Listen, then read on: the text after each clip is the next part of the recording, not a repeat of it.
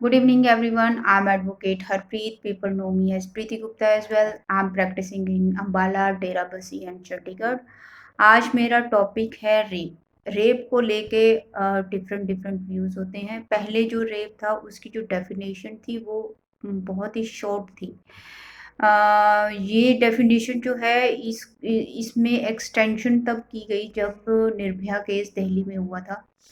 तब निर्भया केस में ये चीज़ सामने आई थी कि जो फीमेल थी उसके वेजाइना में लोहे की रॉड डाली गई थी। तो उसमें ये बोला गया था कि it is not a rape because इसमें पेनिट्रेशन नहीं हुई। मेल ऑर्गन्स जो हैं वो फीमेल के अंदर नहीं गए। तो इस चीज़ को लेके पहले भी बहुत बार इश्यूज़ हो चुके थे कि जो ये कैटेगरी है इसको रेप में आप कैसे डिफ़ाइन करेंगे? क्योंकि ये तो जो कैटेगरी है जिस ढंग से फीमेल्स की प्राइवेट पार्ट्स में दूसरी चीज़ों को इंसर्ट किया जाता है, चाहे वो उनकी किसी की फिंगर है या रॉड है या एनीथिंग एल्स कुछ भी डालते हैं।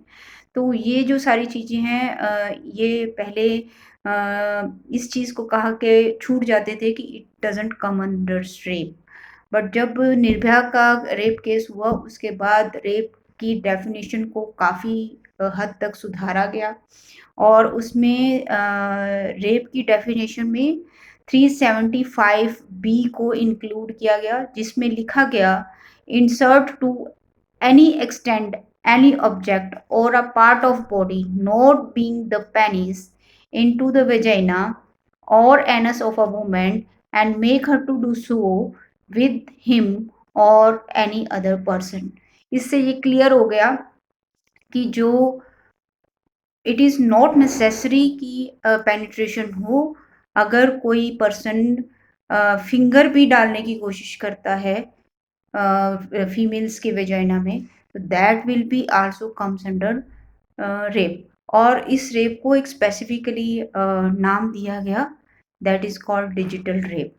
और इन 2022 ये केस है हमारा एक नवाबुद्दीन वर्सेस स्टेट ऑफ उत्तराखंड। इसमें जो एक्यूज्ड था उसने सुप्रीम कोर्ट के पास अपनी बेल के लिए एप्लीकेशन लगाई थी जिसको सुप्रीम कोर्ट ने रिजेक्ट किया था कि उन्होंने इस चीज़ को एक्सेप्ट किया था कि उसने 5 साल की लड़की के साथ डिजिटल रेप किया था। तो जज साहब ने उसको सही माना था और उसकी जो बेल एप्लीकेशन थी वो रिजेक्ट कर दी थी।